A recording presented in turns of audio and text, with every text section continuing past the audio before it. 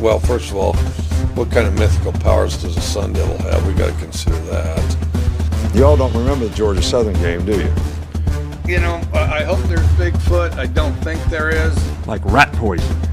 All right, so it's Division I football. It ain't intramurals. All right, welcome back to the Hoppy Huddle podcast. My name's Jake. That's Ed, and we have got a monumental show. We have got some breaking news coming straight to you from Hoppy Huddle Reports. Brian Kelly has been fired from the LSU football head coaching position. He's gone. He's out. They're paying him $50 million to do nothing. What a great gig that must be. If you're a coach, talking about some games tonight, and all of a sudden our phones blow up in the last 45 minutes. My goodness. What is going on in Baton Rouge? If you're an AD in college football right now and you've got a football coach that wins games, I've got something for you right now. It's time. Your time is running out because there are going to be a lot of coaches who are going to get poached, causing other coaches to get poached, and a lot of teams are going to lose coaches they're very happy with because LSU in Florida, LSU is, in my opinion, the top 3, minimum top 4 job in college football. You can make the argument for 1. I have heard people make that argument. I wouldn't put it at 1, but I put it top 4 at a minimum. Well, let's have that debate in the offseason. It's definitely top 10. So is Florida. It's definitely top 10. Yeah. So is Florida. So, okay. And the dominoes from this are going to be insane. And we'll get to game reactions. We're going to get to them. But we got to talk about this first. All right. Let's first talk, before we actually talk about the LSU thing, let's talk broader picture here because we still think Auburn may open up. We still think Florida State may open up.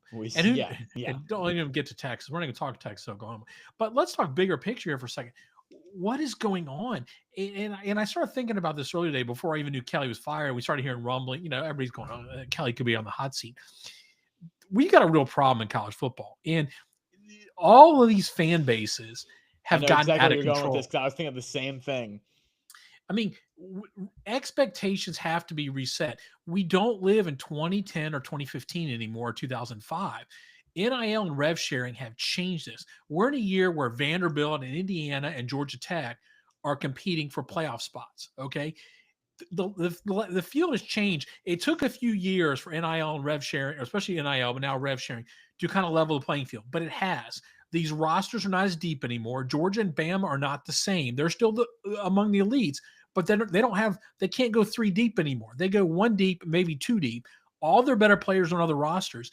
And the expectations of these fan bases all expect these programs. Like, I think Andy Staples said it best. I was listening to him this morning, and he said the LSU fans think they should fall back assward into a national championship every 4 years. Well, let me just set the expectations. That's not going to happen in the new world anymore. There's nobody that's going to do that. Yeah. I'm sorry. I also think this is kind of a monster of your own making. All right. If you're these big programs that wanted to compete for national titles every year, and now you're like, what? We're losing 4 games a year. Like, this is your fault. It's for conference realignment specifically. Yes. Not just NIL, not just rev share. Mm-hmm. If you're Florida, if you're LSU, if you're Auburn. If you're whoever else, Texas, if you're put them Texas, in there. If you're these programs and you invite Texas and Oklahoma to tier 1 programs into your conference, this is the result that you're going to get, right? Yeah. If you're Wisconsin, if you're, Iowa, if you're Penn State, if you're Penn State and you invite Oregon and USC and Washington and into your conference and they start winning games, this is what you're going to get. So we are entering a new world where the premier programs that are like, our floor is 10 games. It's no longer 10 games, and that's not because they've become less good programs. Their monetary value might have even increased. It might have even increased, right? But somebody has to lose the games. And if you cram them all into one conference, it doesn't work. Why do you think the MLB has 40 teams or 35 teams or whatever? Right? Everybody watches the Yankees, Dodgers, Red Sox, Cubs, and like 3 others, right? Would they make more money per team if they put 10 of the top baseball teams together in a league and they just played each other? Like, yeah, maybe in the short term. But you know what? Those other teams have to exist because they have to lose games, right? Because they have to win games, because you're not a great program unless you're a winner. And you're not a winner if you put all of these teams in the same conference, disparate geographically.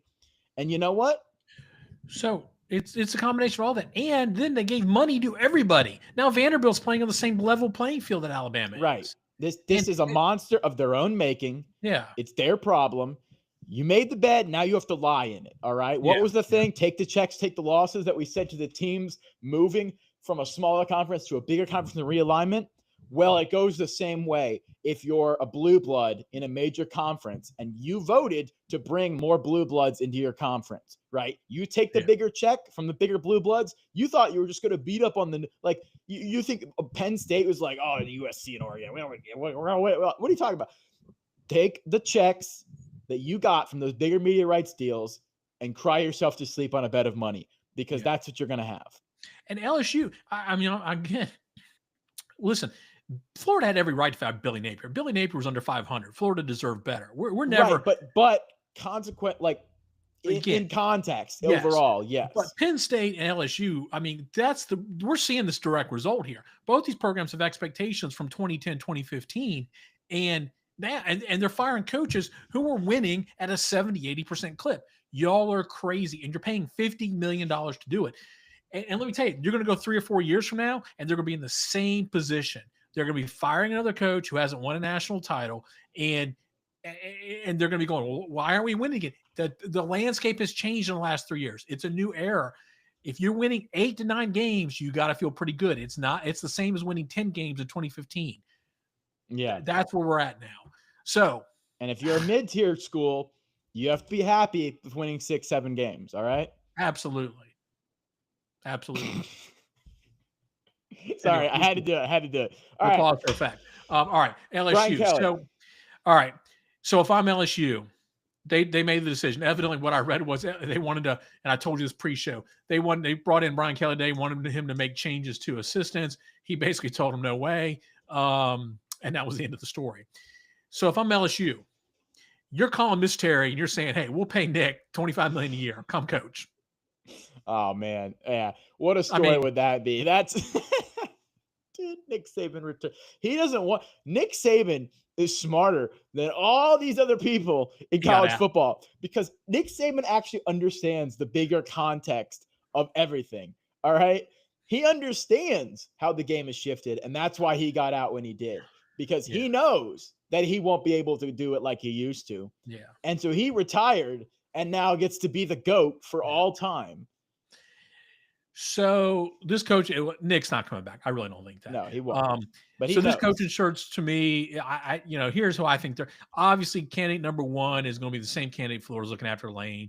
Question is, does Lane take that? Which job does Lane even want to leave Ole Miss? If he does he want LSU or Florida? I know he grew up in Florida. His wife, I think, is a UF grad or grew up in Gainesville. There's some ties there. Whatever. Does he want the visor? Yeah. Does he grew up worshiping Spurrier? I mean, there's going to be a lot of which job do you want to take? Would he have less pressure? Who knows?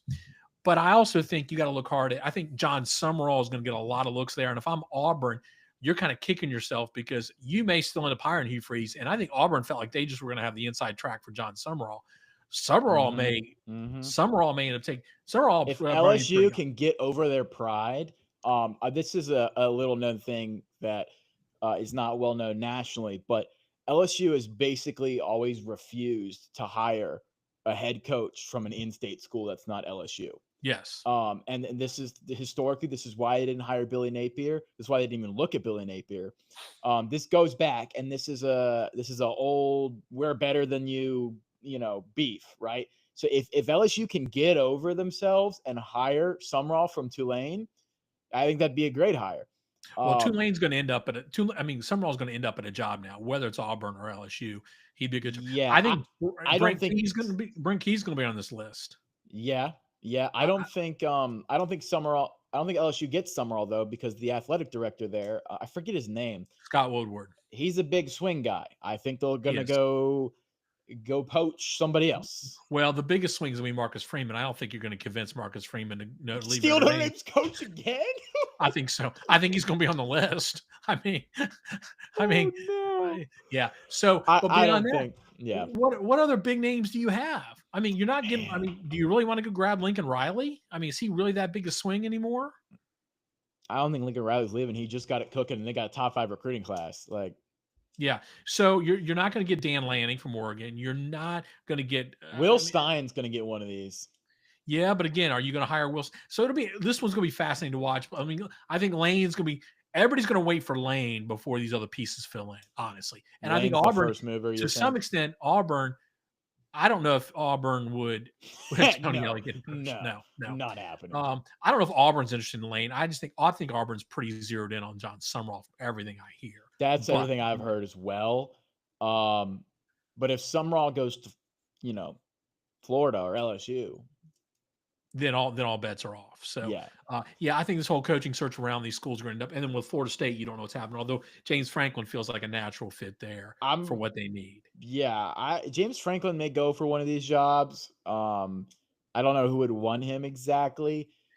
Could James Franklin work at LSU? He makes sense at a place that just paid a giant buyout. So Florida State or LSU makes sense to me. Would LSU want another guy from the Northeast? I don't know. Yeah, but yeah, I remember Franklin wanted Vanderbilt before. He did. You're right. He did. So it's going to get interesting. But boy, I mean, if you're Florida, all these teams are shaking their head now. Well, man, we thought it'd be an easy coaching search. It's going to get complicated. Yeah. And there's also the possibility, right, that one of these big schools poaches somebody from a current school that we're not really thinking of right now. Like you could poach like a big name from someplace. So well, I think Drinkowitz is clearly on the Drink is on the chopping block. Absolutely. You call Lanning, right? He says no, but you call him. You call him, he gets another pay raise. Does he take LSU? Like, is that good enough? Is that better than Oregon? It might be. It may be one of the few jobs that's better than Oregon. He's got carte blanche at Oregon to do a bigger right, check. But you have carte blanche at LSU too. Yeah, but there's a little bit. I mean, if he's LSU done what he's done, will embezzle money from hospitals. Money is never a problem at LSU. So but I'm saying, like, you call these people, right? Yes. Yeah, Justin Wilcox. There's going to be a trickle down effect we don't even placed yet. Right. Eli Drinkowitz leaves. There's a Milton. And we're not even thinking about, like, what about coordinators, right? Does Buster Faulkner make a play for one of these jobs? Like, I don't know. Like, he could do well at Tulane or something if Summerall. Like, you don't know what could happen. Yeah. No, it's going to be fascinating. But I have to admit, I thought Kelly was going to be on the hot seat. We called it for the season. I said it. You go back to our original podcast. I thought Kelly. Also, was who's Penn State? We haven't even talked about Penn State. We left out Penn State in this conversation. Well, we keep thinking. I mean, all things I keep hearing are Matt Rule. It's going to be Matt Rule is probably going to take that job. That means Nebraska's open. Right. He keeps barely beating Northwestern. He's not going to get that job. But he's winning games. Hey, by the one coach we don't talk about at all that I don't understand, Jim Mora ought to get some love for some of these jobs. Jim Mora is doing he's at the Connecticut coach. UConn, right? Yeah, he's doing an incredible job. Wasn't he the Michigan DC? No, he used to coach at UCLA years ago. Where was he? Okay, and he was in the pros for years as well. So he ought to get. But anyway, we need to move on because we could spend all day in this. Ryan coaching. Silverfield from Memphis. We forgot about the G5. Alex Golesh. Yeah. Well, Alex Golesh will get a job somewhere. Yeah, Golesh will get somewhere. You could see Golesh to Florida if things don't fall through right. Yeah, this is fascinating stuff, man. I have no idea. There's a non-zero possibility that Baylor opens at the end of the year. I think it's at this point Baylor's not going to open this year during the year, but that could definitely happen towards the end of the year. DJ Durkin's a great coach. Who knows? Yeah, that'll be interesting. He's done a great job with the Auburn defense. So does he make a play for the Auburn job? The head coach? No, geez, we don't know Kevin Steele. Yeah. I don't know. All right. Well, I start to feel like this conversation is sort of looking at that graph with NVIDIA and all the technology companies and trying to trace the money. Anyway. All right. Yes, the money's not All real right. anyway. So Well, I guess we got to start with the LSU Texas A&M result from last night. And I have to admit, I gave up on this game at one point when Texas A&M was just going BTA to them. Man, it was ugly. Yeah. So Texas A&M is no longer Texas 8-4 because, well, I guess they're 7-0, but they're no longer Texas 8-4. We can pretty clearly say that at this point. They are BTA&M is what they are. They're no longer Texas 8-4. They are BTA&M because, in the first half, it had random Death Valley at night shenanigans in the second quarter, all kinds of when a blocked punt and all this freaking insanity. And then in this third quarter, they took it to them. Portal wide receivers at A&M. Concepcion, amazing.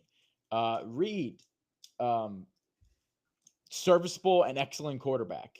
He's more than serviceable, and and I'll be the first to admit I gave them a hard time. The preseason previews, I thought they'd go 8-4 because I didn't trust Reed.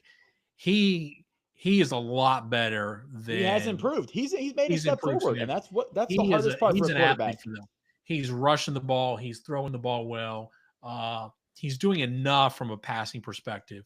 I mean, their offense is electric at this point. Yeah, when he gets time, he's a great quarterback. And the thing is, with that O-line, they give him plenty of time. The big star of this entire night should be the Texas A&M offensive line. Kudos to them because despite LSU's struggles, LSU does have a good defensive line. They do rush, the passer pretty well. And Texas A&M whooped them at the line of scrimmage. Every single play, you could just see the A&M guys. They looked bigger. They looked faster. They looked stronger. They pushed them. They got movement whenever they needed to. They got movement. And I just give them the Broyles Award already, right? Like, yeah, they're impressive. It's hard at this point. They feel like they're pretty much in the playoff. I don't know that they've got. I mean, their schedule. Colin Klein. I'm sorry. Give Colin Klein the Broyles Award is what I'm saying. That the OC. Klein, yeah. By the way, he could get a head coaching job. Colin Klein, dude, that guy. Like, man. Yeah, we got candidates everywhere. All right, A&M's got a game at Missouri, then it's South Carolina, Samford, and Texas. So even if they split those games, they're going to be 10-2 and probably still in the playoff at this point. Yeah. So, and I don't think again, the team that we saw last night, they're not going to lose 4 of those games. They're certainly not going to lose to Samford, and they're not going to lose to South Carolina. South Carolina is dreadful. Probably beat Texas. They'll probably beat Texas. Texas has been bad too. So, but even if they finish 2-2, they're probably going to finish 3-1 in that stretch. They're going to be an 11-1 team in the playoff. Probably in the SEC championship game at this point. Yeah, I don't know how that's conference tiebreakers breakdown. You still got a number of who's the other team they play? They play Texas and they play they play Missouri, South Carolina, and Texas. Right. Conference. I mean, they could run that. Oh, they very easily could. They very easily could run that. Like, they could. But they clearly feel like they're on the edge of almost clinching a playoff spot.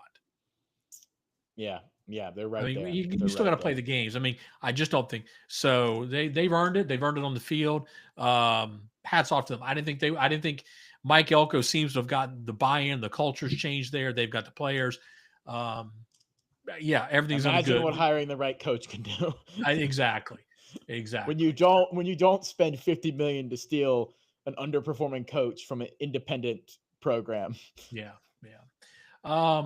The other big SEC game of the day was Oklahoma and Ole Miss. What did you think of that one? What I thought is that Oklahoma's offense is not what we thought it would be coming into the season, and what was shown in the Michigan. Mateer has limitations. It's pretty clear at this point. To be fair to Mateer, he also is playing behind an extremely leaky offensive line. That they can get no run blocking. Their run game is limited, and it's kind of Mateer hero ball to receivers, and that's their offense. And they did the best. They got the explosive plays that to score when they need, but Oklahoma on offensively is just very limited. Defensively, they're very solid, but man, Lane Kiffin's just a good coach. And, if your offense isn't scoring, your defense can't win you the game. And Ole Miss took it to him. And honestly, I thought like Ole Miss moved the ball pretty well on him. It kind of exposed some weaknesses maybe in Oklahoma's secondary that may not have been there. Trinidad Chambliss played really well. Trinity I thought sounds like a stripper's name. Who's the Ole Miss running back? I forget his name. He played really well. And Winston Watkins. No, the other guy. No. I forget. But he played well. Ole Miss is probably a playoff team at this point too, right? Like, they got some tough games coming up, but I don't know. Is this the year Lane finally breaks through? Lacey. Come on, Lacey. Lacey. Yeah. I will say, everyone's asking when is going to be the year that Lane Kiffin breaks through. He beat a ranked SEC team on the road for the first time in his Ole Miss career. He's 7-1. If that's not a breakthrough, I don't know what is. They very easily could get into the playoff and compete. So, yeah. No, I mean, and we talk about Texas A&M. Now we've got a 7-1 Ole Miss team, and their schedule's even more ridiculous. They played all the hard teams. I mean, they've got South Carolina, Citadel, Florida, Mississippi State. Yep. There's not. I mean, they'll easily go 3-1, if not 4-0 in that group. They're in playoffs. It's almost impossible to see them lose. They're not losing. They're not losing to South Carolina at home. South Carolina at home. Have you watched South Carolina play? Don't mess this up, buddy. Now, we don't know what kind of team Florida's going to give us, and obviously the Egg Bowl at Mississippi State is going to be interesting. So there are some, all bets are off in that game, but but so I mean, you get to the last 2 weeks. I just don't know if Florida's going to go on a road at that point, and you never know. But they're in a really good position. They are. So speaking of Mississippi State, come on, brutal. They sold again. Come on, I don't know how you do that. Dude, what are we doing, man? I wanted it so bad for you. I wanted it so bad for Mississippi State. They lose in overtime to Texas. They should have won. They had a 17-point lead in the fourth quarter. Yeah, you're up 38-21 with about 12 minutes to go in the game. Wow, what are you doing, man? What are you doing? Blake Shapen, former Baylor quarterback, Blake Shapen, love you. Do they not see do they not watch any game film? You don't kick the ball to nibble it, and you got to have better punt defense. Yeah. My goodness. Also, run the clock out before starting the next play. Like, I understand tempo's your thing. And if you don't want to let them substitute, that's fine. Get up to the line of scrimmage. Do the college football strategy where you get it to the line of scrimmage and just wait. Yeah. Right? If you want to do that, that's fine. What are you doing when you snap the ball with 15, 20 seconds left in the play clock, just letting them come back in this game? I don't understand it. Arch Manning went out of the game. Who was even the backup that played for Texas? I don't even remember his name. Matthew Caldwell. He was 1 for 1. 1 for 1. Okay. Right. Dude. Yeah. Texas is not a good football team. No, they're not. And they're a bad team. They're not like they're the worst 6-2 team I've ever seen. Literally. Holy cow, they're not good. Sark, man, what's going on? You don't have an O-line. That's basically it. They still couldn't even run the ball, really. No. What else is there to say about this game other than that? It was exciting. It was fun to watch. Yeah. Jeff Levy's a good coach, man. He blew it, but he's a good play caller. They're got a good offense. He should get a look at some of these jobs. Yeah. Well, they just can't. They can't get over the hump. They've been so close so many times. But I mean, again, they've made some coaching. I have some coaching decisions the last couple of games too that have stopped them from winning. Yeah, they really have made dumb decisions. But Yeah.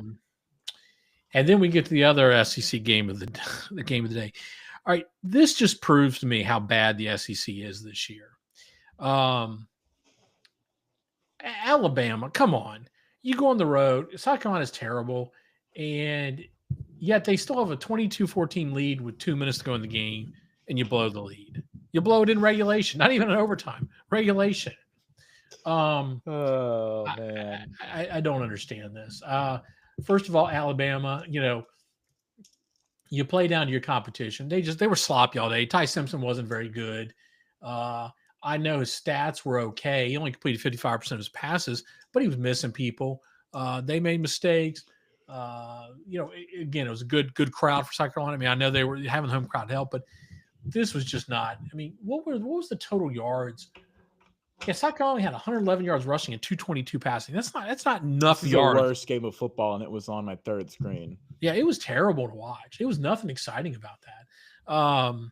But South Carolina, that was when they just let it slip away at the end. And I got to wonder how much longer Shane Beamer's going to be. Is that South Carolina job going to open up? Is he going to just jump to Tech? Tech will probably take him with open arms. They'll take him with open arms. They'll give him a 10-year deal. They'll be like, please save us, Mr. Beamer. Yeah, but South Carolina's bad. And so we praised Alabama. Beating another in-conference opponent on the road is always tough. I don't praise Alabama for this win. You should have killed them. You should have destroyed that team. I'll downgrade them for this win. SEC's just mid this year. I'm sorry. There's no great teams. The great A&M's teams good. The Big Ten. A&M may be good. A&M is good. A&M's good. There's no arguments that I've yet to see anyone that can move that O-line at all. That's the best O-line in the country. They're a really good team. Other than that, the rest of the conference is very mediocre. Yeah, I agree with that. They're beating each other up, and just so we put numbers beside them. Also, there is one team that's really good, and they got a Heisman candidate at quarterback. And his name is Diego Pavia, and we're talking about the Doors, man. Anchor down. This was now, with all of my love of Vanderbilt out there, they played really bad in this game. Okay. Neither team deserved to win this football game. I'm going to be completely honest. This was a rough watch. Dude, now I like it because I'm a sicko, and because I like, running the ball and there was a lot of that going on in this game. Bo Pribula went out with an injury late in the game. Zollers, the backup QB for Missouri. Pretty good. Hey, you look pretty good, I have to say. Pavia was not very good in this game. Going to be real. He did enough to win, and that's all you can ever ask of a quarterback. But both of these teams in this game left me disappointed coming out of it. I expected more from Missouri. Actually, you know what? I take it back. Missouri's defense impressed me a lot by how they actually shut down Vanderbilt's offense for a good chunk of this game, which is something that a lot of teams have not been able to do. I was also impressed with Vanderbilt's front seven and stopping Ahmad Hardy or slowing him down. He didn't have the best game. So the defenses were he had pretty 97 yards, 4.9 to carry, but it wasn't great. It was okay. All right. Well, I mean, no, he didn't kill him. I mean, you limited him in the best you could. You limited their offense. And dude, I don't know. I think both these teams are pretty mid. I still think Vanderbilt's a really good football team. I don't think they're very good. I think they've gotten a good schedule. They've beaten the teams they could. I don't think they've gotten a good schedule. I think they got a tough they're going schedule. to lose. They're going to lose next week at Texas, and I think Texas is a bad football team. Or is it I don't know that they're going to lose to Texas. I don't think that travels very well. I think they've had fortunate last two games at home, and I think they're going to lose. You think Vandy's going to lose to Texas? I think that they're going to start reading their headlines and they're going to lose, but that's for future game predictions. We'll get to it later. Maybe. I felt like I was watching a mid 2010s Wisconsin, Iowa, Big Ten West That showdown. yes. I sent that in the group chat. I was like, this Yeah. is the most Missouri and Vandy playing the most Big Ten East game of all time. Yeah, I mean, they play Texas, Auburn, Kentucky, and Tennessee. You know, they've only got one more mulligan. They'll in them. beat Auburn and Kentucky. I don't know if they're going to beat Auburn. They feel like exactly like Auburn in a lot of ways. And that game's at Auburn. No, it's at Vandy. I don't know. They don't Auburn and Vandy don't feel that much different, except they've got a much better quarterback, and the refs don't make all the bad calls against Vandy. There were some bad calls in the Missouri Vanderbilt game. I Well, don't know about that, yeah. Chief. Okay, were some bad calls in that game. before we go to some. The SEC is the worst officiating crews known to man. Every game, you and I watch a lot of games on the weekend. We watch Big 10, Big 12, ACC. The SEC Only because the Pac-12 doesn't exist anymore. Let's be clear. Okay, yeah, the SEC is the worst crews. They absolutely have the worst crews. I don't know, dude. There's some pretty I don't know. sketch ACC crews at the bottom of the league. I don't know if you saw any of the calls of the Wake Forest SMU game, but No, I didn't. But Yikes. again, I guess you can always isolate crews. But generally, when I watch an SEC, an ACC, or a Big Ten game, I feel like it's pretty well run for the most part. the ACC is at least transparent because they let you in on the calls when they're Yeah, we never hear what Greg Sankey's whispering in the microphone to the SEC refs. Right. Yeah. All right, let's go over to the Big Ten. Can we talk? You know, we owe a team. We owe one team here an apology on our podcast. We want to talk about winners, and we owe one team. The both of us have just struck out on this team all year, and we owe them a big apology. Can we apologize to the Iowa Hawkeyes for not recognizing the greatness that they are? Yeah. I apologize. I mean, they hammered Minnesota, destroyed Minnesota, and they're scoring points. It's not like they beat them 14-0. They absolutely went crazy. Iowa scored 41 points in a football game in America. Yeah. I couldn't even get this game barely on, and it was 31-0. I mean, I didn't even watch it because it was such a blowout. I mean, okay, Black Friday, we may have a 9-2 Iowa versus a 9-2 Nebraska for a chance for the playoff play-in game to decide who gets obliterated by Ole Miss in the first round. Possibly so. I'm just saying. Okay. Iowa's actually been good. I mean, Iowa's played good. If they were an SEC team, we wouldn't stop. ESPN would talk about it all week if they were an SEC team. Well, Fox talks about Iowa all the time. Yeah, but Fox doesn't have that kind of, they don't have Paul Feinbaum running his mouth all the time. No, Iowa did a future Senator Paul Feinbaum. Future Senator Feinbaum. In the Big Ten, the other wagon took place showed up on Saturday. Boy, Indiana. By the way, so when I said on my watch out for upsets yesterday, I did on the last show, I did two of them. I said watch out for Mississippi State, Texas, and I said watch out for UCLA, Indiana. And one of them was way wrong, and it was not Texas. Indiana. I think I texted you as soon as I saw Nico throw that interception, like 2 minutes of the game. Like, oh well, there goes. Welcome back, Nico. Who hurt Kurt Signetti's child, man? I don't know, man. He is killing. They are killing teams. It's hard to believe they're this good. It's one. He does realize the BCS doesn't exist anymore. You don't have to game the computer. Scoring margin doesn't matter. The BCS isn't boosting your ratings with the computer, bro. I mean, they're just killing teams, absolutely murdering them, and it's not even close defensively and offensively. And I wonder. I mean, Alabama's struggling to beat teams. Indiana's just destroying them. If you squint and you look at the screen and you see a team in red up 56-2, you're like, oh, Alabama again.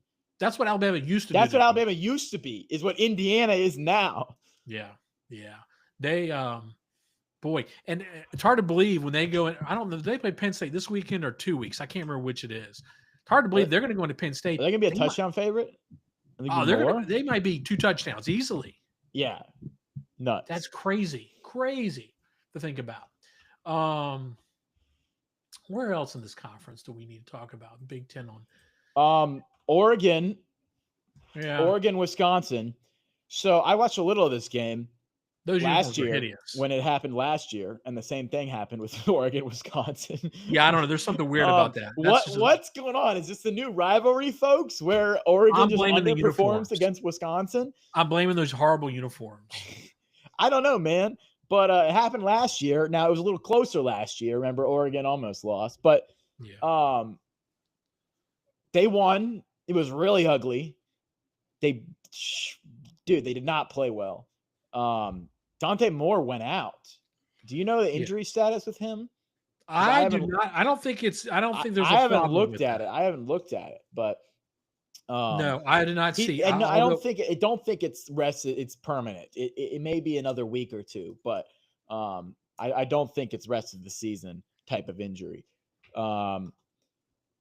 I will say the one team that we keep not talking about, they were off this week, I think. We talk about all the fun stuff going on in college football and everything, the playoff and all the parity that we have this year.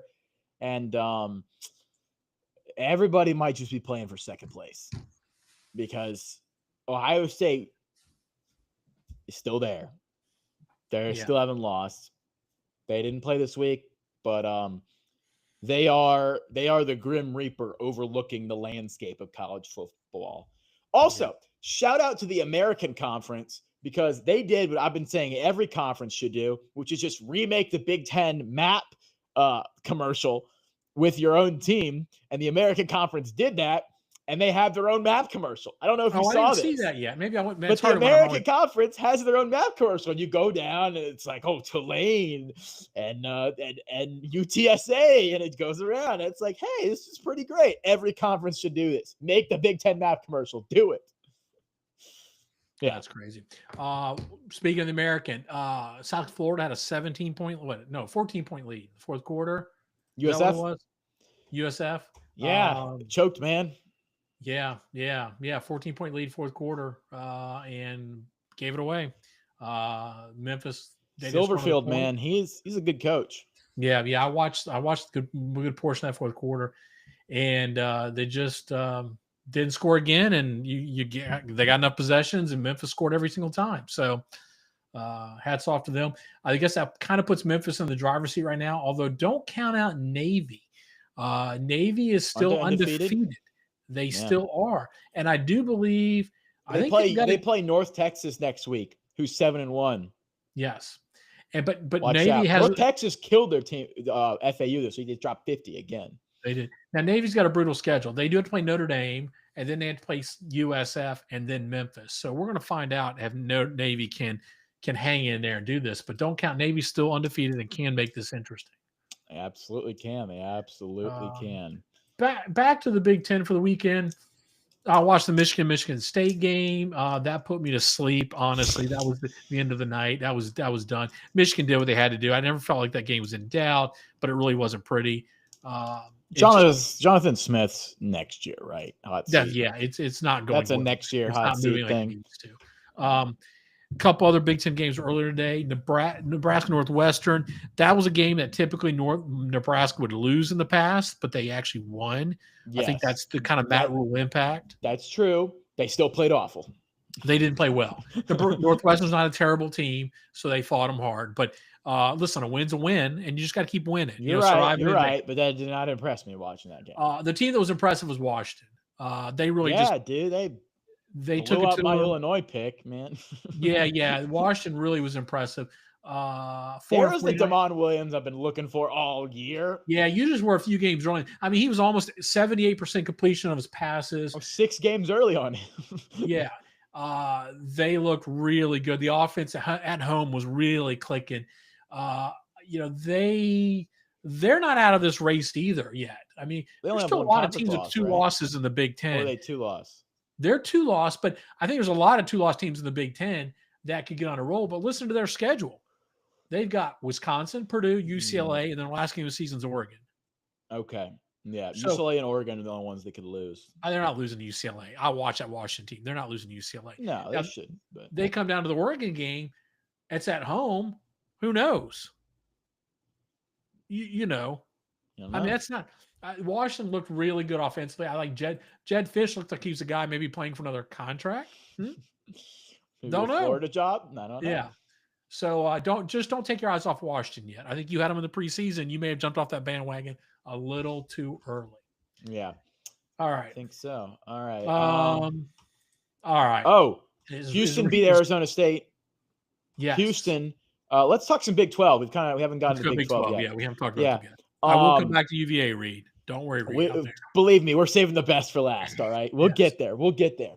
In the Big 12, you rapidly have. First of all, 4 Big 12 teams are ranked now, which is it's good. The conference finally getting some recognition.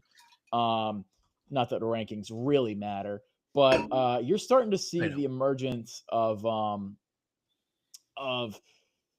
some teams at the top of the Big 12, which are the four. The 4 teams that are the top of Big 12 are Cincinnati, Houston, Arizona State, and Utah. And BYU obviously is number 1. Sorry, I meant the 4 below BYU. There's BYU, who's undefeated, who survived again. They won. They killed them actually. Iowa State, by the way, that was close in the first half, and BYU ran away with it in the second half. And they're good football team. But I'll get back to them. Houston beat Arizona State, backup quarterback. Houston keeps getting lucky, man. They just keep playing the right teams at the right times. They're also a good football team, and they're gonna be good this year. And they got arguably, depending on the service, the number 1 quarterback in the country coming in next year. I don't know if you know that, 5-star from Houston. So look out, world, because the Cougs are here, and whether they're BYU or Houston, they're at the top of the Big 12. Utah also discovered how to score points. They obliterated Colorado. It was like 40-0 at halftime. I didn't even look at the final score. 53-7. Yeah. Utah's not out of this. They got 2 losses, right?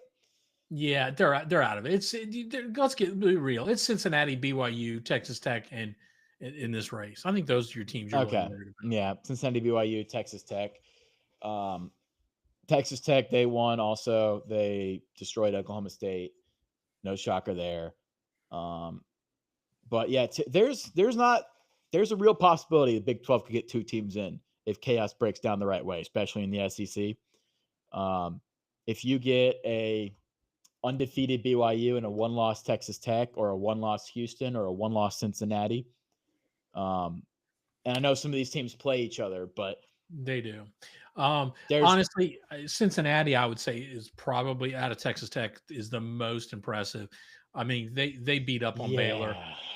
Sorsby is a veteran quarterback who knows what he's doing, and they seem to have solved all their problems. And I know it's easy to pick on Baylor's defense, but when Baylor, it's very bad. They were up 24-0. They got to 27. And then Baylor rallied and cut that 27-20. And then Sorsby said, okay, I'm going to take back over this game. Yeah. I like any time when you have a veteran quarterback like that. I think Cincinnati could be the one to come out and face Texas Tech in that Big 12 championship game. Yeah, we'll see. I mean, like I said, there's a couple teams at the top of the Big 12, which actually, it didn't look like that was going to be the case after a couple weeks. And you're like, oh man, the Big 12's gonna get 1 team in. They're gonna have 2 losses. It's gonna be. That's because the media just wanted us to believe that. Well, that's also just the way it looked like the schedule was gonna break down, right? Yeah. But it's kind of looking now like you could have there's a top tier in the Big 12, and with the right, So Hammond was injured. Hammond was injured in the Texas Tech game. We think he's done for the year. So Morton is probably the backup. Is done. Hammond was the backup, correct? And Hammond was injured. Morton had to come in, and he was not dressed in the first half. He had to come in the second half and play. I didn't see that. I didn't know. Yeah. So, I think he was get close to coming back anyway, being healthy. So this is going to get interesting with Texas Tech. Yeah. It's funny because they have such a talented team, but they've had some injury problems. They got that guy on the D-line. Their best D-lineman was injured out for the season. Well, and that's always the difference between these top teams anyway, is that they've always had depth. So that's Texas Tech is learning that, is that when you get injured, you want to compete, you got to have another guy behind him. So it will be interesting. All right. I saw Reed still in the chat, so we're going to talk about it. The South sold us rivalry. Ooh, that was a tough game to watch. That was brutal. It was 10-10. Absolutely brutal. Yeah, I mean, That I was don't the know worst what- I mean- second half of football I've ever seen in my life. yeah, it was. Or worst first half too, honestly. What are we even saying? Like, Nobody scored in the second half. Not a single point was scored in the second half of that game. I know. I mean, I'm starting to believe, and I know Chandler Morris is injured at some level, his shoulder. But man, I just don't know if you don't go to the backup at some point because it's not good. I mean, they're just not able to, something is missing on that offense that was there the first month. And it's just maybe Morris is injured is it. But they were not able to move the ball against a bad North Carolina team. Yeah, so nobody To be scored. fair, North Carolina actually got good push in the last scrimmage. They did, but unfortunately, Virginia's defense just wouldn't let North Carolina do anything in the second half. So that was the Gio other thing. Lopez is terrible. Yeah, and Virginia's defense, he never had time to throw, and so Virginia's defense held up pretty well. Now, the greatest thing about that game was Virginia got the ball first, scored a touchdown, and to watch that Carolina guy they went for 2, which had me so nervous. Get that ball was that close to crossing the goal line. Yep. And if Oh, you're familiar with Baylor, there's a famous Baylor play where Baylor won the Big 12 title game. And the announcer called, and he did not get there. And that was the exact same thing that happened here. Dove for the pylon, missed it by inches. Insane. Virginia is the team of destiny. All right. They are if you're a real old head in college football, you will remember ESPN college football final presented by AT&T. And in the great show, ESPN college football final, back when they had, what's the Notre Dame coach that was on there? Lou Holtz. Lou Holtz was on there. That's right. He talked like this. And yeah. They had a prop on that show called the ACC Wheel of Destiny. All right. And the ACC Wheel of Destiny had all the teams on it, and you spin it.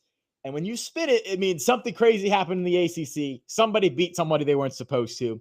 And what has happened this year is somebody swapped out all the stickers and just put the Cavaliers logo, just put the Who's logo all over it in a circle, right?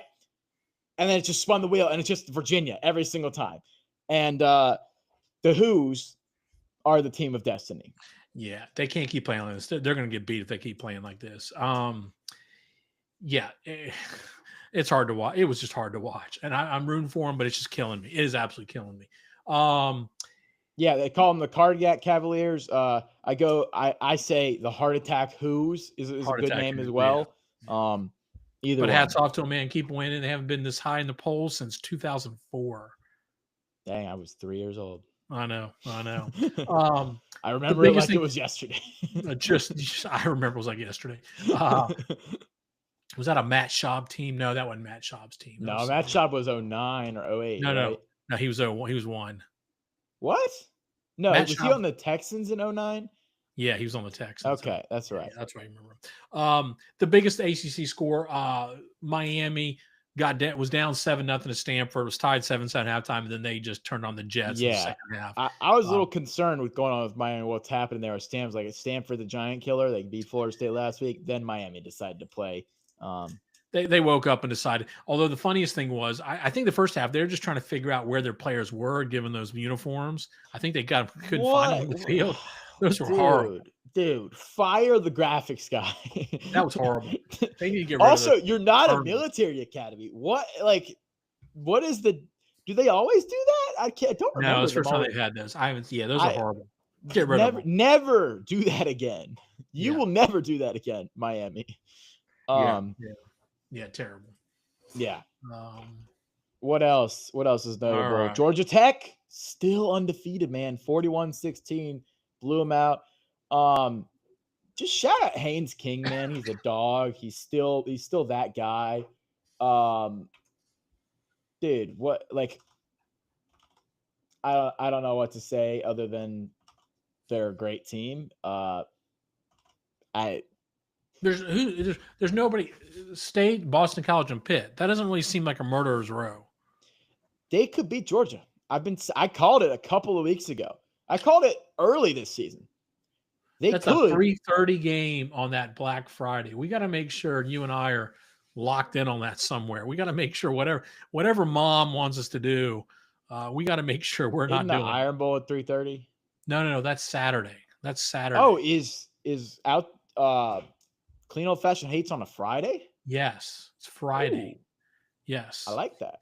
yes, we will be locked in somewhere, you and I, and we will. Oh yeah, not be- whoops! I guess I just spoiled. We're going to the Iron Bowl. Oh, sorry. Yeah.